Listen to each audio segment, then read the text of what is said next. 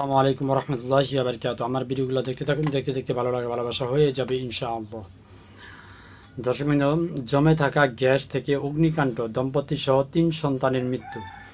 রাজধানী সূত্রাপুরের কাগজিটোলায় জমে থাকা গ্যাস থেকে এক দম্পতি সহ ৩ সন্তানের মৃত্যু হয়েছে। বৃহস্পতিবার ১১ জুলাই দিবাগত রাত ১টার দিকে সূত্রাপুর কাগজিটোলার একটি বাসায় গ্যাস লিকেজ থেকে আগুনের ঘটনা ঘটে। এতে একই পরিবারের শিশুসহ ৫ জন দগ্ন হয়, পরে তারা সবাই মারা যান। তবে পুলিশ কর্মকর্তারা বলছে, মশার কয়েল থেকে মশারিতে আগুন লেগে ছড়িয়ে পড়ে। সেই আগুনে ঘুমন্ত অবস্থায় তারা দগ্ন হয়ে একে একে সবাই মারা যান। জানা গেছে, পটুয়াখালীর রাঙ্গা বালির সন্তান রিপন ঢাকায় এসেছিলেন জীবনের চাকা ঘোরাতে।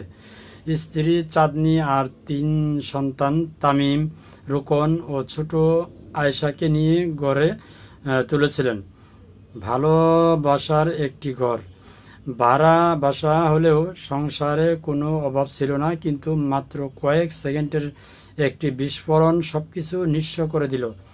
সূত্রাপুর কাগজটোলার একটি ৫তলা বাড়ির নিচতলায় বৃহস্পতিবার রাত এই মর্মান্তিক ঘটনা ঘটে। আগুনে মুহূর্তেই ঝলসে যান তারা। পুড়ে যায় শরীর, পুড়ে যায় স্বপ্ন। ঘটনা প্রতিবেশীরা ছুটে গিয়ে দরজা ভেঙে দগ্নদের বের করে আনেন, নিয়ে যান শাহবাগ অবস্থিত জাতীয় বার্ন অ্যান্ড প্লাস্টিক সার্জারি ইনস্টিটিউটে। প্রথমেই চলে যায় কোলের ১.৫ বছরের মেয়ে আয়েশা।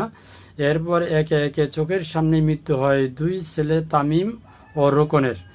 বৃহস্পতিবার রাত 11:30টার দিকে চলে গেলেন তাদের বাবা, ৪০ বছর বয়সী ভ্যান চালক রিপন। হাসপাতালে সূত্র জানা যায়, রিপনের স্ত্রী চাঁদনী, যার শরীরের ৪৫% দগ্ন ছিল, থাকতে পারলেন না হাসপাতালে।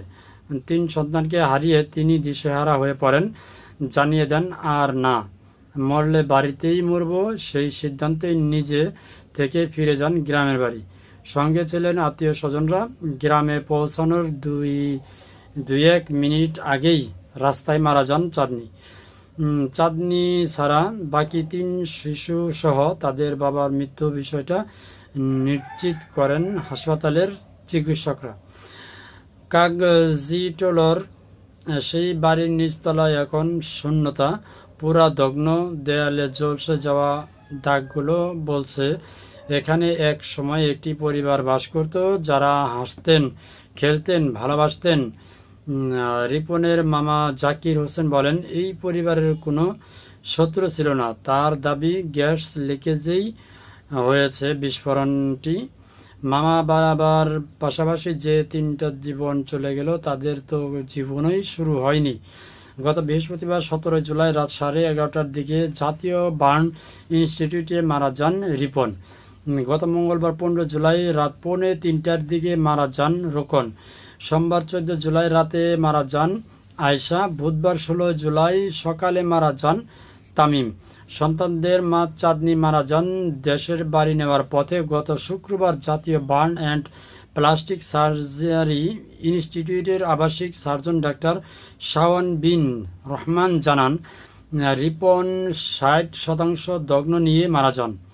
তার মৃত্যুর আগে হাসপাতালে চিকিৎসাধীন তার ৩ সন্তানরা মারা যায়। রিপনের স্ত্রী চাঁদনী ৪৫% দগ্ন নিয়ে ইচ্ছাকৃতভাবেই আত্মীয় স্বজনের সঙ্গে বাড়ি চলে গেছেন।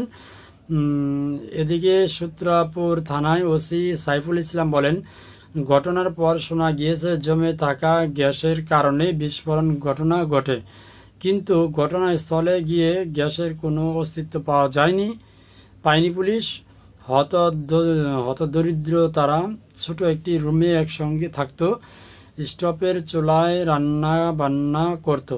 যতটুকু অনুসন্ধান করে জানা গেছে, মশার কয়েল থেকে মশারিতে আগুন ধরে ঘুমন্ত অবস্থায় তারা দগ্ন হন। ঘটনার দিন ঘটে কি বলবো, যাই হোক, যারা কয়েল ব্যবহার করেন এবং গ্যাস সিলিন্ডার ব্যবহার করেন তারা একটু সাবধানে থাকবেন।